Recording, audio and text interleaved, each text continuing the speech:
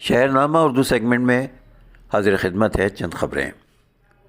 London میں ترک قونصل خانے کے باہر قرآن پاک کو نظر آتش کرنے کی کوشش کرنے والے پر ایک راہگیر نے چاقو سے حملہ کر دیا۔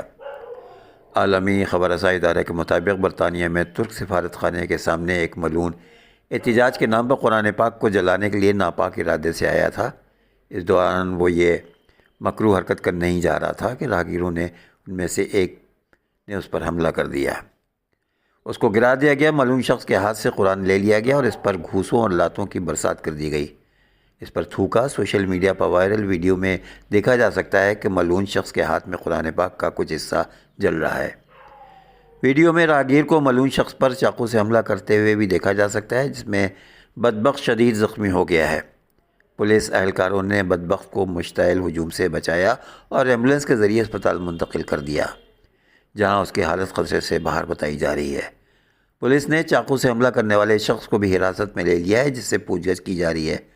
پولیس کی جانب سے ملعون اور اس پر حملہ کرنے والے شخص کی شناخت ظاہر نہیں کی گئی ہے۔ ترکی میں جرمنی کے مشہور بین الاقوامی کمپنی ایڈیڈاس کو جرمانے کا سامنا کرنا پڑ رہا ہے۔ انقرہ حکام کا کہنا ہے کہ کمپنی کو اپنی مصنوعات کے ساتھ یہ ذکر کرنا لازمی ہے کہ ان مصنوعات کے اجزائے ترکیبی کیا ہیں، لیکن ایڈیڈاس نے اپنے تیار کردہ جوتوں کی فروخت سے پہلے اپنے صارفین کو یہ نہیں بتایا کہ اس جوتوں کی تیاری کے لیے خنزیر کی کھال استعمال کی گئی ہے۔ ترکی کے قواعد کے مطابق بین الاقوامی کاروباری کمپنیوں کے لیے لازم ہے کہ وہ اپنے صارفین کو اپنے اجزائے ترکیبی سے آگاہ کرنے کے علاوہ حلال اور حرام کے فرق کے اظہار کے لیے اپنے عوامی آگاہی مہم میں ذکر کریں گے۔ ایڈیڈاس نے اپنے تیار کردہ سامبا اوجی نامی سینکرز کے بارے میں صارفین کو یہ نہیں بتایا تھا کہ اس کی تیاری خنزیر کی کھال سے کی گئی ہے۔ یہ جوتے حالیہ برسوں میں اس کمپنی نے مارکیٹ میں بھیجے تھے۔ ان جوتوں کے اشتہار میں یہ تو کہا گیا ہے کہ یہ جوتے حقیقی چمڑے سے نہیں بنے ہیں، تاہم گاہکوں سے یہ بات چھپائی گئی ہے کہ چمڑا کس جانور کا ہے۔ قانون کی خلاف ورزی پر ترکی کے ریگولیٹری ادارے نے ایڈیڈاس کو $15,200 کا جرمانہ کیا ہے۔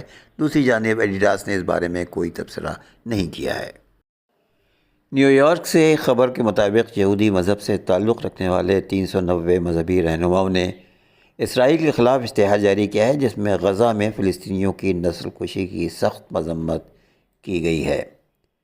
ذرائع کے مطابق نیو یارک ٹائمز کے پورے صفحے پر شائع ہونے والے ایک بڑے اشتہار میں 390 یہودی ربی مذہبی رہنماؤں، سماجی کارکنوں اور معروف شخصیات نے اسرائیل کی غزہ میں نسل کشی پر سخت مذمت کی ہے۔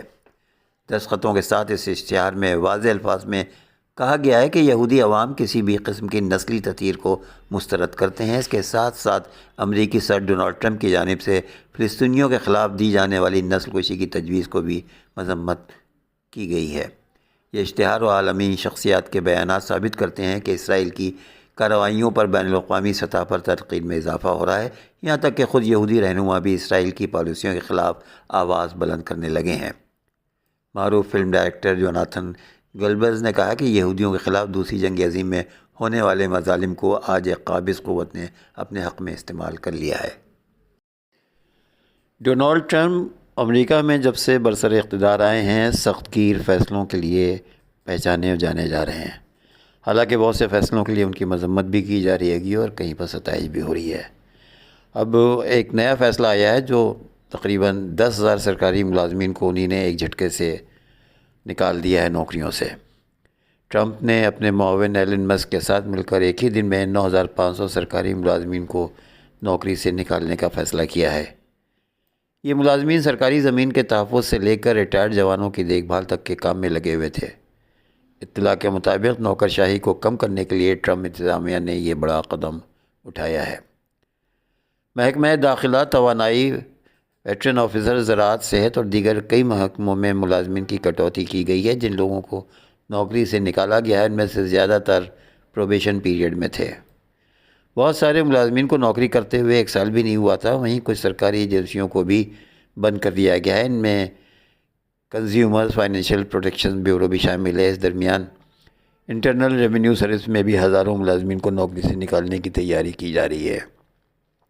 ٹرمپ کا کہنا ہے کہ امریکہ کی حکومت پیسے کی کافی بربادی کر رہی تھی، وہیں ملک پر قرض بڑھتا جا رہا تھا۔ امریکہ میں تقریباً $36 ٹریلین کا قرضہ ہو گیا ہے۔ گزشتہ سال سرکاری خزانے کا گھاٹا $1.8 ٹریلین تھا۔ اس صورت میں حکومت میں سدھار کی ضرورت ہے۔ واضح ہو کہ ٹرمپ نے ایلن مسک کو ڈپارٹمنٹ آف گورنمنٹ ایفیشنسی کا سربراہ بنایا ہے۔ ایسے میں ملازمین سے متعلق فیصلے ایلن مسک کے ہاتھوں ہی میں ہیں۔ اتر پردیش کے سنبھل میں 24 نومبر کو جامع مسجد کے اطراف میں ہونے والے تشدد کے بعد پولیس نے مار پیٹ میں مبینہ طور پر ملوث 74 افراد کی شناخت کے لیے ان کے پوسٹر مسجد کی دیواروں پر چسپاں کر دیے ہیں۔ پولیس نے عوام سے اپیل کی ہے کہ جو بھی ان افراد کی شناخت کرے گا اسے انعام دیا جائے گا۔ تاہم پولیس کے اس اقدام سے مقامی لوگوں میں غم و غصہ پایا جا رہا ہے۔ جمعہ کے روز سنبھل پولیس کی ٹیم نے ایس پی کے بشنوئی اور سریش چندر اور سی او انوج چودھری کی موجودگی میں بھاری پولیس فورس کے ساتھ یہ کارروائی انجام دی ہے۔ پولیس کے مطابق 24 نومبر کو جامع مسجد کے آس پاس تشدد کے دوران توڑ پھوڑ، آتش زنی اور پولیس پر فائرنگ کے واقعات پیش آئے تھے۔ اس دوران 4 افراد کی موت ہوئی تھی، جبکہ ایس پی کے بشنوئی، سی او انوج چودھری سمیت 29 پولیس اہلکار زخمی ہوئے تھے۔ تشدد کے بعد پولیس نے سماجوادی پارٹی کے رکن پارلیمان ضیاء الرحمان برق، پارٹی کے ایم ایل اے نواب اقبال محمود کے بیٹے سہیل اقبال سمیت 6 افراد کو نامزد کیا اور 3000 سے زائد نامعلوم افراد کے خلاف مقدمہ درج کیا تھا۔ پولیس نے اب تک 76 افراد کو گرفتار کر کے جیل بھیج دیا ہے، جبکہ مزید ملزمان کی تلاش جاری ہے۔ مقامی افراد کا کہنا ہے کہ پولیس صرف ایک مخصوص طبقے کو نشانہ بنا رہی ہے اور طاقت کا بیجا استعمال کر رہی ہے۔ ان کا دعویٰ ہے کہ مسجد کے سروے کے دوران اشتعال انگیز نعرے لگائے گئے تھے، جس کے بعد حالات خراب ہوئے۔ کچھ سماجی اور سیاسی حلقوں کا کہنا ہے کہ یوگی حکومت کے دوران اکثر ملزمان کے پوسٹر چسپاں کیے جاتے ہیں، ان کے گھروں کو مسمار کر دیا جاتا ہے اور عوامی املاک کے نقصان کو بھی بھرپائی کے لیے جرمانے عائد کر دیے جاتے ہیں۔